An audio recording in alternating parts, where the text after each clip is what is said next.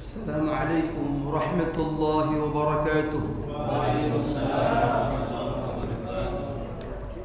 الحمد لله الذي فضل الأشهر الحرام على سائر الشهور العام، خصها بمزايا وفضائل.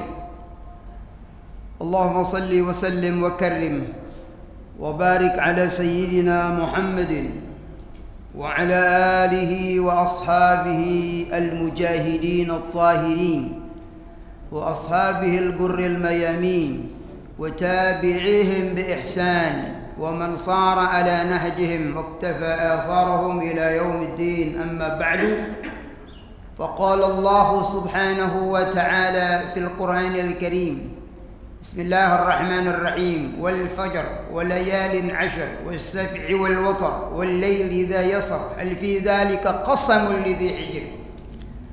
وقال النبي صلى الله عليه وآله وسلم: ما من العمل صالح أحب إلى الله من هذه الأيام العشرة، ما من أيام العمل صالح فيه أحب إلى الله من هذه الأيام العشرة إلى آخر الحديث.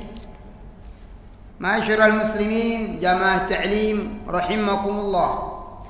Pada kesempatan mimbar siang hari ini akan disampaikan kajian berjudul Fadilatu Syahri Dzulhijjah, keistimewaan daripada bulan Dzulhijjah. Kemuliaan bulan Dzulhijjah disebutkan di dalam Al-Qur'an. Disebutkan di mana? Al-Qur'an. Di dalam beberapa ayat Al-Quran disebutkan tentang keistimewaan daripada bulan Dzulhijjah. Yang pertama, secara umum disebutkan kemuliaan bulan tersebut di dalam surat At-Taubah ayat 36, ayat yang sangat populer.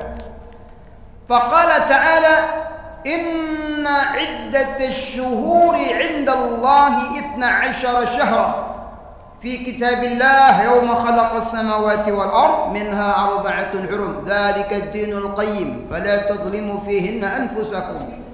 Sesungguhnya bilangan bulan di sisi Allah ada 12 bulan. Ada 12 bulan Hijriyah. Pada saat diciptakan langit dan bumi oleh Allah, di antara 12 bulan itu ada 4 bulan yang disebut dengan bulan haram. Bulan apa? Haram. Yang disebutkan dalam hadis Nabi SAW, salasa mutawaliyat, 3 berurutan: Dzulqa'dah, Dzulhijjah, Muharram, wa Rajab, Mudhar. 1 dipisah Rajab. Berarti bulan Dzulhijjah ini termasuk bulan apa? Haram. Kenapa disebut bulan haram? Kenapa disebut bulan haram? Dikatakan oleh Al-Imam Al-Qadhi Abu Ya'la radhiyallahu ta'ala anhu, adapun 4 bulan itu disebut bulan haram, kata Imam Al-Qadhi Abu Ya'la, yang pertama, li'anna Allah Ta'ala harramal qital. Yang pertama karena Allah mengharamkan peperangan apa? Dan pertumpahan darah pada saat itu. Jadi di bulan haram terjadi gencatan senjata, saking mereka menghormati bulan tersebut walaupun bukan orang Islam. Orang-orang sebelum Islam mereka gencatan senjata pada bulan tersebut. Kenapa? Saking memuliakan daripada bulan haram. Yang kedua disebut bulan haram apa? Keharaman, kemaksiatan yang dilakukan di bulan ini itu sangat besar siksanya daripada bulan lain. Yang kedua apa? Keharaman melakukan maksiat atau perbuatan dosa di bulan haram lebih besar iqabnya, dosanya, balasannya ketimbang antum lakukan di bulan lain selain bulan haram. Bukan berarti bulan lain enggak haram, tetap haram. Cuman keharapannya itu lebih lagi di bulan ini. Seperti tanah haram. Ada tanah haram enggak? Baitullahil Haram, ada Masjidil Haram. Maksudnya apa? Masjid haram, tanah haram. Artinya kata ulama, orang yang melakukan maksiat di tanah haram itu dosanya berlipat ketimbang di negara kita. Iya, maka ketika antum sudah ihram, niat ihram, masuk tanah haram, pakai baju ihram, ada larangan. Di antaranya apa? Enggak boleh bunuh binatang. Antum bunuh binatang itu harus bayar dam dengan kambing atau seharga hewan yang Anda bunuh. Bunuh nyamuk aja. Bunuh nyamuk bisa jadi seharga kambing. Bunuh lalat kena dam. Saking sucinya itu sampai membunuh binatang. Mencabut tanam-tanaman enggak boleh. Kalau di sini ente cabut tanaman kena dam enggak? Di tanah haram ente cabut tanaman antum kena dam. Memakai minyak wangi dan sebagainya. Misal itu larangan ihram. Larangan apa? Ihram. Begitupun di bulan haram. Kemaksiatan di bulan ini dilipat ganda oleh Allah Ta'ala. Yang kedua, dalil khusus lebih spesifik, lebih menukik. Tadi umum bulan haram, sekarang lebih khusus. Surat Al-Fajr. Wal fajr walayalin ashar was-sab'i wal watar wal laili idza yasr hal fi dzalika qasamul lidhi hijr. Demi waktu fajar. Ketika Allah sumpah kepada benda, itu artinya apa itu?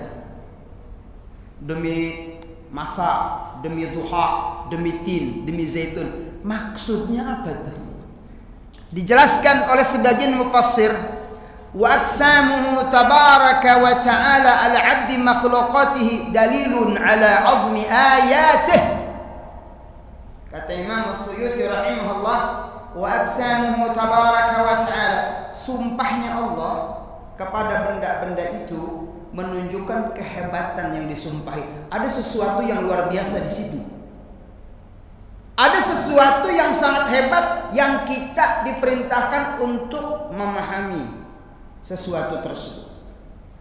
Ada kehebatan. Wadduha berarti ada hebat di sana. Wal asr ada kehebatan di sana. Watin, buah tin, ada apa itu? Kita disuruh untuk menelusuri, mencari tahu.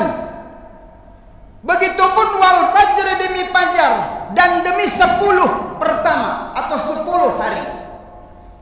Yang dimaksud 10 hari di situ apa? Kira-kira walayalin demi 10 malam.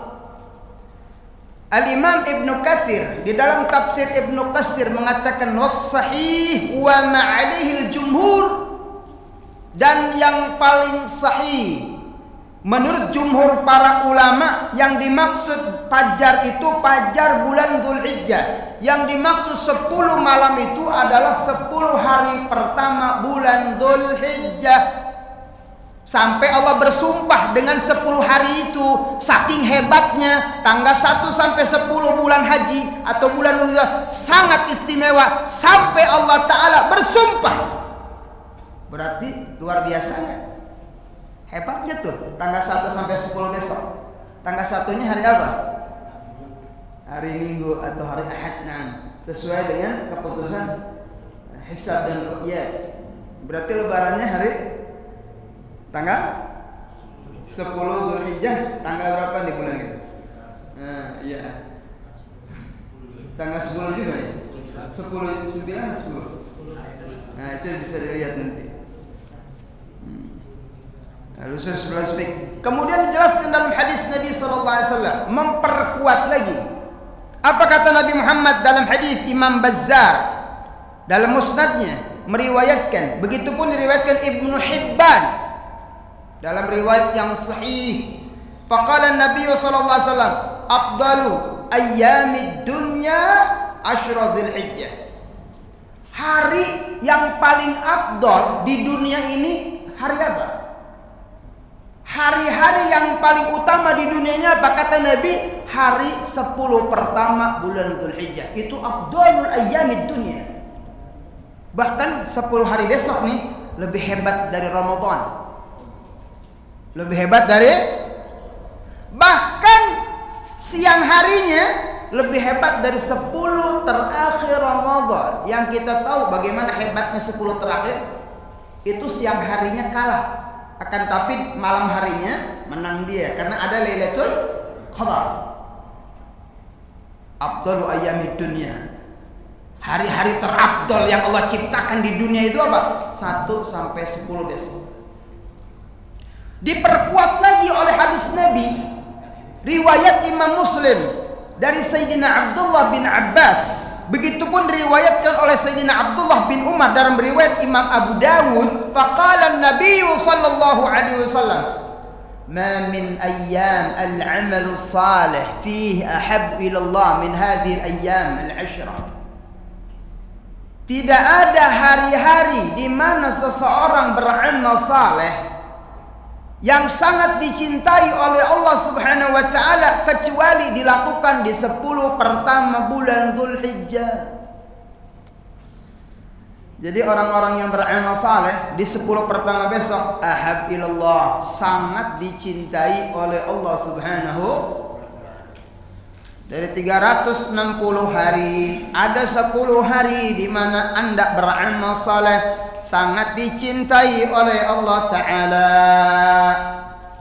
Bahkan lebih hebat dari jihad di jalan Allah, perang dengan orang kafir memanggo senjata, hebatan besok Anda beramal saleh. Amal saleh apa? Alif lam istighraq, artinya apapun amal Anda tidak dibatasi. Silahkan beramal saleh besok, maka niscaya akan sangat disuka oleh Allah Ta'ala. Amal soleh apa Beb? Yang kita disunnahkan untuk kita kerjakan. Ada yang wajib juga di sana. 1, berhaji. Apa amal soleh yang pertama? Berhaji. Ini wajib, rukun Islam. Maka saya taruh pertama karena wajib. Bagi orang-orang yang mampu untuk pergi haji, maka mereka wajib untuk segera pergi haji. Yang mampu, antum mampu apa enggak? Nih, kalau urusan ibadah haji kadang-kadang ngedadak pada miskin.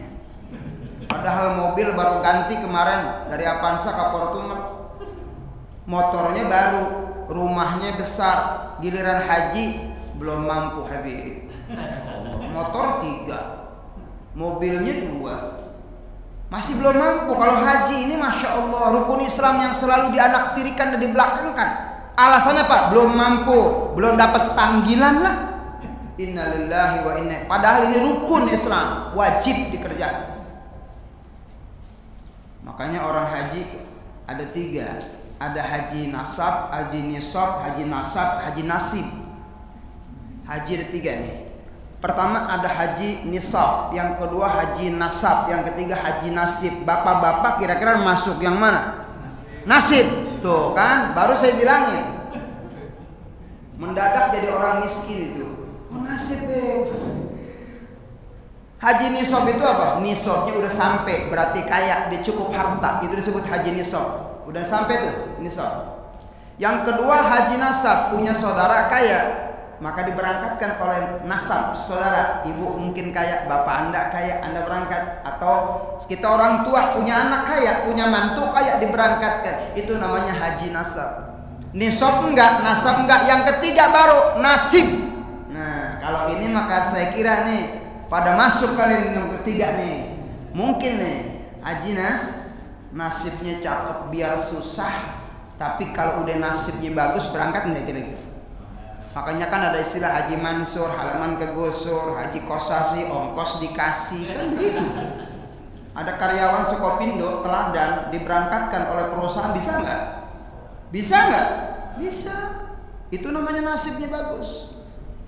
Atau lagi jalan ke PT Sukopindo ketabrak mobil, yang nabraknya orang kaya, konglomerat, diberangkatin. Iya.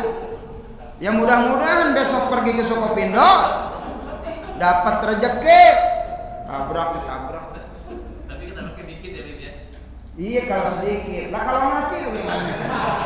Udah gitu yang nabraknya angkot, dikasih kagak diomelin gitu. Jangan sampai ketabrak mobil. Jangan. Aneh nggak doain itu enggak. Mudah-mudahan dikasih jalan yang baik, nasibnya bagus. Bagaimana caranya? Wallahu a'lam. Kalau memang nggak bisa haji, maka lakukan amalan-amalan haji. Kita yang belum mampu berangkat haji, pengen dapat pahala haji, lakukan amalan-amalan tersebut. 1. Man masya ila salatin maqsubah bi jama'atin fakana lahu ka'asri hajjah. Siapa orang yang berjalan salat berjamaah ke masjid, maka itu sama dengan haji. Banyakin salat berjamaah, pahalanya. Yang kedua, man ghada ilal masjidi la yuridu illa an yata'allama khairan aw yu'allimah kana lahu ka ajri hajjah. Siapa orang yang menuntut ilmu seperti ini, pahalanya haji. 2, tuh, kan lumayan tuh. Udah haji nih 2 kali. Yang ketiga, di dalam hadis riwayatkan Imam Muslim, ja'al fakir ila Nabi sallallahu alaihi wasallam. Ada orang fakir datang kepada Nabi sallallahu alaihi wasallam.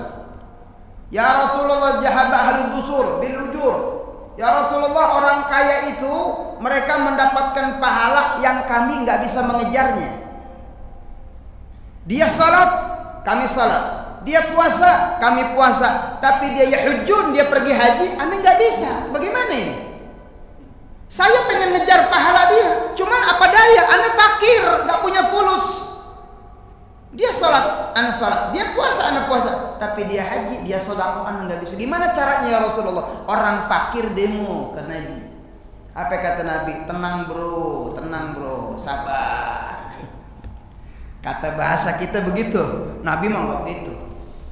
Kalau ente pengen dapat pahala haji seperti ini gampang. Biasakan kata Rasul, khalfa kulli salat, setiap habis salat baca subhanallah 33, alhamdulillah 33, Allahu akbar 33. Kalau engkau lakukan itu, maka engkau bisa mengejar pahala haji. Antum baca habis salat subhanallah 33, alhamdulillah 33, Allahu akbar 33. Itu sama dengan haji, kata Nabi SAW. Engkau bisa sama seperti itu. Kalau susah, haji itu udah 3 tuh. Udah 3 nih haji. Yang keempat, sholat isyraq. Habis sholat subuh, antum jangan bangun, tetap di atas sejadah, nunggu matahari syuruk. Jam 6 lewat, jam 6 lewat 10, jam 6 lewat seperempat, sholat isyraq. Usalli sunatal isyraq. Allah. Itu pahalanya haji umroh tammah. Lumayan. Jadi bagi antum yang belum pergi haji atau daftar 20 tahun, no problem, itu wilayah Allah, yang penting daftar. Antum isi dengan amalan tadi, insya Allah cepat berangkat. Amin. Amal, jangan amin doang, amal. Amin nggak diamalin buat apa? Amin dan amal. Yang kedua, amalannya apa? Banyak berzikir, takbir, tahlil, tasbih di hari itu. Jadi tanggal 1 sampai 10 suruh apa? Banyak apa? Zikir. Wa yadhkuru ismallah fi ayyamin ma'lumat. Wa yadhkuru ismallah, perbanyak zikir kepada Allah fi ayyamin ma'lumat, pada hari itu 10 pertama. Ayyamin ma'lumat 10 pertama. Allahu akbar, Allahu akbar, Allahu akbar. La ilaha illallah wallahu akbar. Allahu akbar walil. Perbanyak itu. Takbir Idul Adha ada 2. Ada takbir mutlak, ada takbir muqayyad. Takbir mutlak itu apa? Takbir yang tidak terbatas oleh waktu dan tempat. Begitu, kapan waktunya tuh? Takbir itu mutlak. Di masjid, di jalan, di mana-mana Allahu Akbar, Allah. Itu namanya mutlak. Di mana saja boleh dibaca. Kapan tuh? Sejak terbenam matahari di tanggal 9, masuk tanggal 10, malam takbiran, antum di situ sunnah untuk takbir. Sampai kapan selesainya? Sampai khotib turun mimbar. Begitu takbir Allahu Akbar selesai, takbir mutlaknya selesai. Jadi habis sholat Idul Adha tidak disunatkan gembar-gembor lagi tuh di mic. Allahu Akbar. Habis. Bagi jalan-jalan. Itu akhir. Kemudian takbir muqayyad, takbir yang terbatas setelah sholat 5 waktu. Kalau takbir Idul Fitri nggak ada muqayyad, nggak ada, dia mutlak aja. Idul Adha ada muqayyadnya. Kapan? Khalfa kulli shalah. Selesai salat, Assalamualaikum warahmatullah, Assalamualaikum warahmatullah, Allahu Akbar, Allahu Akbar. Sunnah. Sejak kapan? Subuh tanggal 9. Antum sholat puasa Arafah. Misal puasa Arafah tanggal 9, habis sahur tanggal 9, maka ketika selesai salat subuh antum sudah sunnah takbir. Allahu Akbar, Allah, itu sunnah takbir. Sampai kapan? Sampai tanggal 13 hari tasyrik asar. Antum setiap sholat takbir, setiap sholat takbir, setiap sholat, itu namanya takbir muqayyad. Hanya terbatas setelah sholat. Mutlaknya sudah habis. Itu habisnya ketika turun mimbar. Kelar dah. Jangan lagi takbir di speaker di pasar. Oh, udah habis. Bukannya nggak boleh sih. Maksudnya dikerasinnya makruh. Pelan boleh. Atau dari tanggal 1 boleh. Mulai besok tanggal 1 takbir boleh. Sayyidina Umar, Abi Hurairah di dalam hadis yang sahih riwayat Abu Dawud, ketika tanggal 1 dia pergi ke pasar. Pergi ke mana? Bukan belanja, bukan mau shopping, apa? Takbir.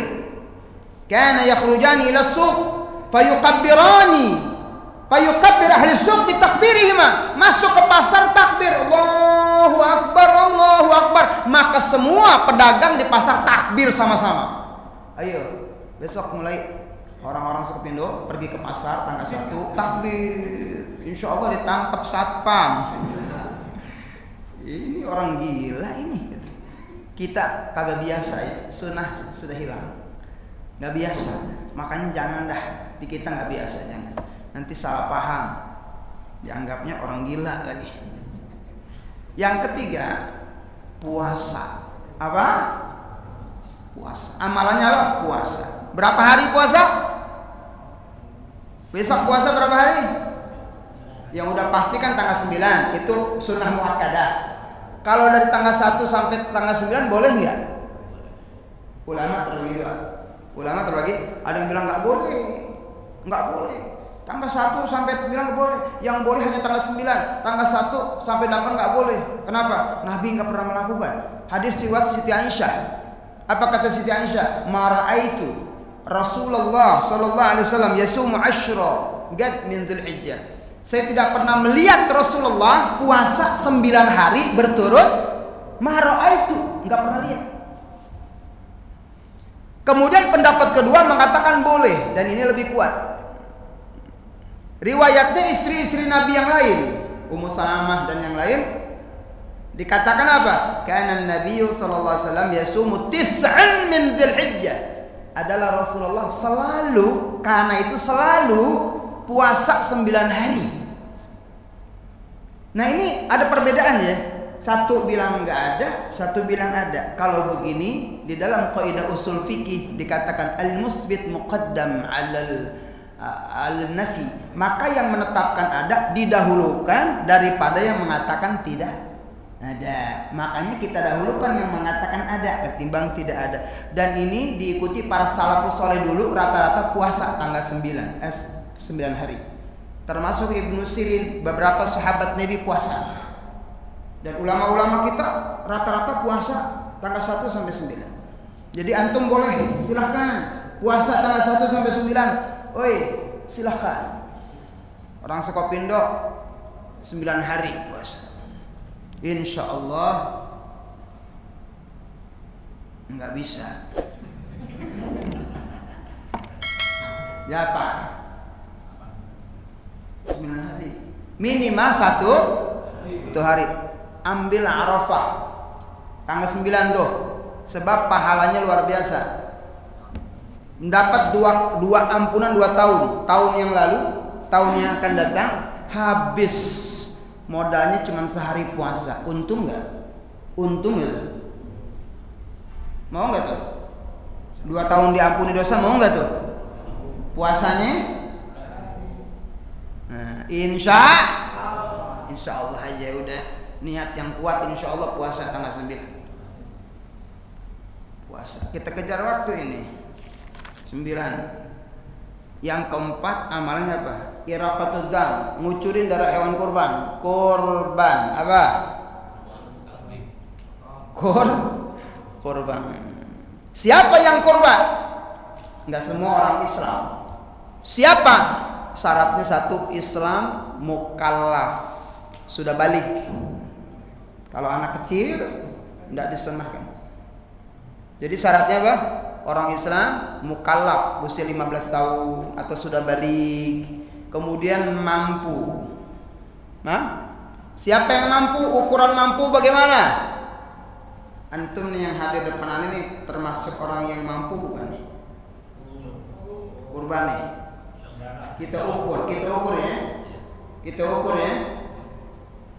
Orang yang mampu itu orang yang punya kelebihan harta untuk ngasih makan anak bini 4 hari. 10, 11, 12, 13. Dan ada buat hewan kurban. Misal di malam takbiran antum megang duit 10 juta. 10 juta.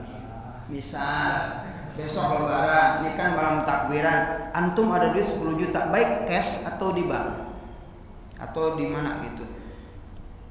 Dari 10 juta antum potong buat jajan anak bini 4 hari, kira-kira habis berapa? Ukuran Sukopindo. Sehari jajan anak bini kita sehari berapa? 100.000 cukup? Astagfirullah.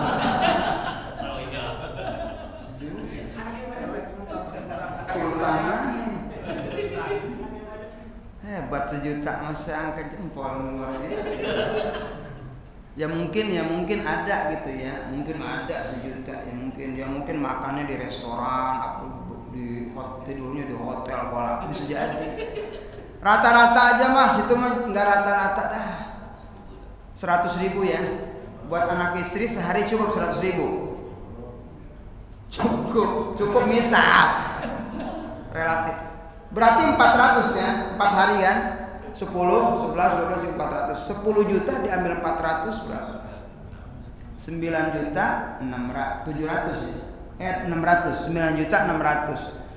Lalu dibelikan hewan kurban 3 juta. Jadi berapa? Sisanya 6 juta 400, 600, 6 juta 600. Sisanya banyak nggak? Dibalik sekarang, 10 juta dipotong hewan kurban 3 juta. Bisa beli kambing 3 juta, sisa 7 juta. Kira-kira 7 juta untuk anak bini kita 4 hari cukup apa enggak? Lebih dari cukup. Nah, berarti orang yang malam itu punya duit 10 juta harus korban. Korban. Itu udah kena tuntutan. Atau mungkin 5 juta, 3 juta dipotong buat hewan. 1 juta cukup nggak buat anak istri 4 hari? Cukup, lebih 1 juta ya? Masih punya kelebihan kan? Berarti yang punya uang 5 juta malam itu dituntut untuk korban. Kalau pada malam itu antum punya duit 10 juta, 7 juta, 6 juta, masih tidak korban, nggak usah ngaji. Buat apa ngaji kalau nggak diamalin? Saya jauh-jauh datang kemari, tapi kagak diamalin. Hati-hati Pak, Nabi katakan orang yang punya kelebihan uang sudah mampu tidak korban, fala yaqrabanna musallana, jangan deketin tempat salatku, jangankan masuk, deketin aja nggak boleh. Dibenci oleh Nabi. Apa artinya hidup kita ketika Nabi benci sama kita? Nanti di akhirat bagaimana? Ketemu Nabi Muhammad, ente ini kaya, udah mampu, ente nggak pernah korban. Di mana ditaruh kita di depan Nabi Muhammad? Nggak punya harga, nggak berkah rezekinya Pak, nggak akan berkah hidupnya. Ketika antum sudah mampu, antum tidak iraqatud dam. Padahal kata Nabi, ma min amal ibni Adam, tidak ada amal ibnu Adam yang paling dicintai Allah pada hari itu kecuali iraqatud dam, mengucurkan darah hewan. Nah, ayo lihat tabungannya, saldonya berapa. Ini kira-kira pegawai Sukopindo ini ada nggak 10 juta tabungannya? Nah, jangan-jangan udah kena ini. Cuman kadang-kadang kalau korban itu ya begitu tadi, ngedadak miskin. Padahal motor 3, mobilnya baru, rumah gede, gaji gede, kagak mau korban. Innalillahi wa inna ilaihi raji'un. Untung Pak, ya Allah, kita syukur. Dulu Ismail tuh Pak diganti pakai kibas Pak. Coba kalau nggak diganti dengan kibas Pak, dengan kambing, mungkin sampai sekarang ada syariat motong anak. Bagaimana kalau Bapak disuruh motong anak? Mampu nggak kira-kira? Nggak mampu. Jangankan motong anak, motong 2,5% dari gaji Bapak aja berat. Zakat nggak pernah keluar, padahal 2,5% sedikit. Tapi kenapa nggak bisa motong itu harta, apalagi sampai motong anak? Gitu. Kita ini punya keimanan sangat lemah. Iya, makanya bersyukur Anda suruh motong kambing cuman 3 juta. Ini syukur kepada Allah. Ustaz nggak punya duit saya Ustaz, motong ayam. Ikuti mazhab Ibnu Abbas. Ibnu Abbas bilang, kalau ente nggak mampu latihan potong ayam. Ya Allah, ya Rabb, saya pengen korban ya Allah, cuman saya nggak punya duit. Hanya ini ya Allah, saya bisa ngucurkan ayam ya Allah. Bukan korban itu bukan, cuman latihan. Saking kepengennya mengucurkan darah, dia kucurkan ayam, sate sama anak-anak kita, bagi tetangga kita. Begitu tuh, niat yang kuat. Ada keinginan keras, doa sama Allah. Nggak punya ayam, beli tuh burung piit yang kecil, potong. Beli burung besok yang kecil.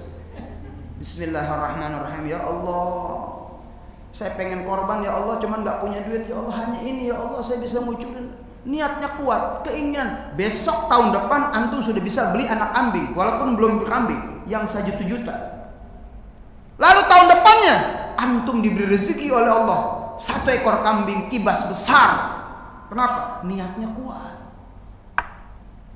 Tuh, segala-gala tuh kalau niatnya kuat, insya Allah bisa. Apalagi yang mampu. Ini yang mampu ini di depan saya ini, yang tabungannya 20 juta, 50 juta, 100 juta, kagak mau korban itu. Yang ada apa? Tiap tahun minta mulu kupon, kagak pernah tuh korban. Ya, benar nggak kira-kira? Jangan cuman Bapak minta mulu, ngantri kupon, minta daging. Sekali-kali dong Bapak yang kurban. Gitu. Ya tiap tahun itu minta kupon, minta bagian. Nggak pernah korban tuh. Di sini mah nggak ada. Di sini mah nggak ada yang ngaku, nggak ada yang. Mudah-mudahan ini insya Allah ya, bisa berkorban minimal 1 kambing. Baik, kurban itu hukumnya sunnah muakkadah. Udah habis waktu. Kifayah atau ainiyah ya. Yang bujangan punya gaji sendiri maka ainiyah. Kalau yang sudah rumah tangga maka 1 kambing. Untuk suami atau istri maka seisi rumah gugur. Bukan 1 kambing buat keluarga, bukan. Tetap dia 1, cuman gara-gara dia korban sukut tolak, yang lain nggak dosa, lepas dari hukum makruh. Tapi kalau dia mau korban nggak apa-apa istrinya, istri mau korban nggak apa-apa, bagus. Tapi itu disebut sunnah kifayah. Ya, cari hewan yang baik, yang bagus. Unta, sapi, kambing. Kambing 1, unta 3, unta 7, sapi 7. Usianya pun harus sesuai. nggak boleh, nggak sesuai. Onta 5 tahun, sapi 2 tahun, kambing 2 tahun, domba setahun atau 6 bulan sudah kufur. Kurang umur nggak sah korban. Yang sehat walafiat, nggak ada penyakitnya, supaya korban kita diterima Allah Subhanahu wa taala. Sepertiga buat kita, sepertiga fakir miskin, sepertiga daripada orang kaya. Bagikan orang kaya juga. Adapun orang kafir, ulama terbagi 3. Satu mengatakan haram mutlak, jangan. Yang kedua mengatakan boleh selama korban sunnah. Yang ketiga boleh mutlak. Kita ambil jalan tengah aja. Kalau masih ada orang fakir di kampung Anda yang gak kebagian, utamakan orang Islam. Jangan orang kafir. Jangan orang kafir. Karena ini adalah hari raya orang Islam, makanan buat orang Islam, utamakan kaum muslimin. Walaupun ada yang boleh orang kafir kalau sudah cukup orang Islam. Baik, terakhir salat Idul Adha. Ya, itu amalan di bulan Zulhijjah. Wallahu a'lam bis-shawab. Tadi disampaikan ke Ustaz sangat dianjurkan saum Arafah dan Zulhijjah. Sebagaimana diketahui informasi dari pemerintah bahwa Idul Adha Zulhijjah itu pada hari Minggu saja. Sementara di informasinya Arab Saudi hari Sabtu atau hari Jumat. Nah, jadi gimana saumnya? Apakah Jumat atau hari Sabtu? Puasa Arafah yang dilihat bukan momentum tapi hari. Sesuai konteks hadis Nabi sallallahu alaihi wasallam, su'ilan Nabi an saum yaum Arafah. Atau Nabi saum yaum Arafah. Nabi mengatakan puasa yaum, pakai yaum ya hadisnya. Yaum Arafah, bukan puasa Arafah. Bukan, tapi saum yaum Arafah. Puasa hari Arafah. Jadi bukan momentum wukufnya tapi harinya.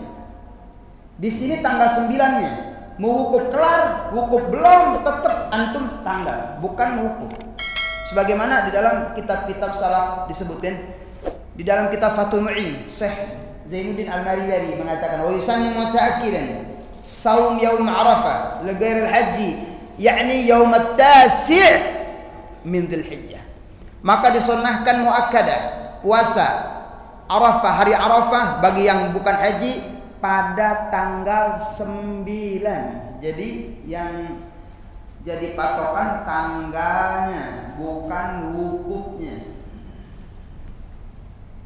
Jadi jangan ngelihat udah wukuf belum, jangan. Tanggal 9-nya kapan? Di negara kita puasa.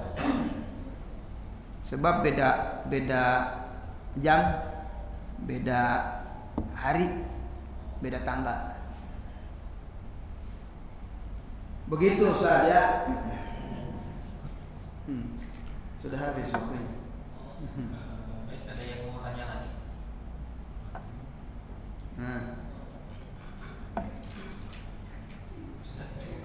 Sudah paham.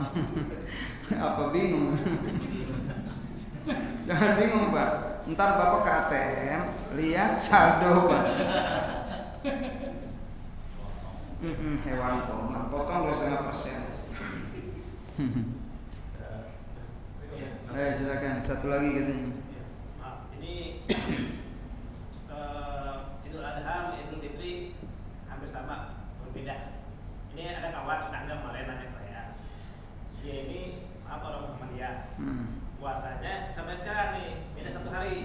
Kemudian dia bingung karena dia mau sholatnya di tempat kami nggak ada. Akhirnya dia ikut sholatnya ke bukan dari dia Muhammadiyah, sholatnya puasanya beli Muhammadiyah, tapi puasa sholat Idul Fitrinya besok juga Idul Adha dia ikut pemerintah. Nah hari itu gimana Wib ya? Jadi kalau Idul Fitri kan menyangkut puasa, itu wajib. Misalnya Idul Fitri ya berbeda. Kita dengan yang berbeda itu tetap kita mengikuti metode yang kita yakini. Di negara kita itu kan biasanya tim hisab ru'yat, kita ngikut ke sana. Ya kan? Ada metode ru'yat global. Itu kita nggak tahu deh. Artinya ru'yat global, kalau di satu negeri sudah melihat semuanya harus sama. Kalau Saudi sudah area, kita harus nggak boleh puasa. Tapi pendapat dari Imam Syafi'i, tiap-tiap tempat punya matlak masing-masing. Jadi nggak mesti sama. Jadi kalau antum ngikut ke Saudi, mazhabnya atau metodenya, antum nggak boleh puasa, harus lebaran. Tapi kalau antum mengikuti metodologi ya daripada Imam Syafi'i dengan diwadahi oleh NU atau Muhammadiyah atau mana itu, maka antum tetap boleh puasa dan harus puasa walaupun Saudi sudah lebaran. Karena itu ijtihad. Adapun Idul Adha, misal ini kan nggak menyangkut sesuatu yang wajib. Ente mau lebarannya kapan nggak ya persoalan. Ya, gitu. Jadi sesuai metodologi yang dianut oleh dia. Gitu. Nggak apa-apa, no problem. Karena di situ nggak ada yang wajib. Kalau Idul Fitri menyangkut puasa. Kalau Idul Adha saya kira nggak ada sesuatu yang wajib, itu sunnah. Sunnah, sholatnya aja sunnah. Nggak sholat pun nggak apa-apa. Ya, jadi tidak dipersoalkan. Kalau menurut Anda nggak dipersoalkan, gitu, nggak apa-apa. Fadlu. Puasanya Arafahnya. Ya berarti kalau dia pedomannya ngikut metode sana, ya harus ngikut sana. Sesuai dengan Saudi. Kalau misalnya metodenya metode kita ya. Terus saya bilang ya, kan dilihat itu tanggalnya, bukan momentumnya. Kalau menurut ulama kita begitu. Tanggal 9 ya tanggal 9. Walaupun di sana sudah lebaran, nggak apa-apa. Wong di kita tanggal 9 kok. Ya, di sana sudah takbir nih Saudi. Kan dia udah tanggal 10. Lah kita kan baru tanggal 9. Gimana? Iya kan? Gitu. Jadi kata Imam Syafi'i, setiap tempat punya matra masing-masing, boleh melihat bulan di tempat masing-masing. Jadi lebaran masing-masing boleh. Itu mazhab Imam Syafi'i, berbeda dengan mazhab lain. Gitu. Ya. Bagaimana? Satu lagi Ustaz. Ya, silakan. Monggo. Ini Ustaz masalah kurban. Nanti dijelaskan kalau pas hari haji itu kita mempunyai dana lebih pada dari mencukupi anak istri. Nah, umpama start niat itu kapan? Kan ini besok udah tanggal 1. Dan katakan di ATM kita masih ada lah ya. Alhamdulillah berniat. Nah, di hari hanya kan pasti kita mencari hewan kurban yang besar. Nah, pas hari hanya mungkin ada sesuatu tidak mencukupi dana itu. Nah, itu bagaimana? Itu satu. Nah, yang kedua, jika kita sudah berniat katakan kita booking ke tukang hewan, nah tapi pada saat hari hanya kita itu tidak bisa menghadirin kurbannya itu gimana Ustaz? Pada hari haknya antum ternyata dananya nggak ada. Iya. Tapi niat gitu. Ya. Tapi melihat rekening saat ini kan ada, cukup. Ya, ini sekarang berarti. Hari lagi nih. Dilihat sekarang Iya. Jadi yang jadi patokannya itu pada malam takbir itu ada nggak dananya? Syukur-syukur yang mumpung sekarang ada, ya beli sekarang nggak apa-apa. Sekarang nggak apa-apa. Jadi nanti di malam takbiran, apakah antum sebab kan dihitung tanggal 10, 11, 12, 13 kelebihan itu di 10 hari tadi. Kalau ternyata duitnya kurang, nggak cukup, ya berarti antum nggak harus tobat. Ya kan tanggal 10, 11, 12, 13 patokannya ada kelebihan untuk anak istri di tanggal 10, 11. Ya kan? Makanya kan saya bilang malam takbiran antum punya duit sampai hari lebaran itu 10 juta malam takbiran itu. Nah, kalau beli tanggal 1, tanggal 2, tanggal 3, tanggal 4 boleh saja antum sudah beli hewan kurban mumpung ada duit di tanggal 1 apa-apa. Beli besok tanggal 1 niat untuk kurban sunnah, maka saat itu tidak boleh mencukur bulu, tidak boleh mencukur kepala, tidak boleh menggunting kuku, disunahkan untuk tidak bercukur. Maka sekaranglah antum bercukur atau menggunting rambut atau menggunting janggut dari sekarang supaya nanti tidak. hanya makruh saja. Nah niatnya nanti ketika antum menyembelih, Allahumma hadza minka wa ilaika fataqabbal anni. Ini ya Allah dari Engkau untukmu, terimalah korbanku ini. Atau an fulan, an fulan, an fulan. Biasanya kan di samping ditulisin, digantungin kertas. Saya biasa gitu gantungin kertas namanya. Jangan di sampingnya Pak. Jangan di sampingnya, ini nggak hormat ini. Kemarin ada camat, ada lurah itu ditulis di perut sapi, Lurah Cikarang Utara. Wah begitu sapi datang, waduh, Pak Lurah sudah berubah jadi sapi. Lurahnya sapi, dibaca lurah, rupanya dikutuk jadi sapi dulu. Jangan. Atau namanya di kambing itu namanya siapa itu namanya? Nur Kholis, namanya Nur Kholis. Waduh kata bininya, wah begitu keluar Nur Kholisnya, kata bininya, waduh suami saya ini jadi kambing. Namanya Nur Kholis.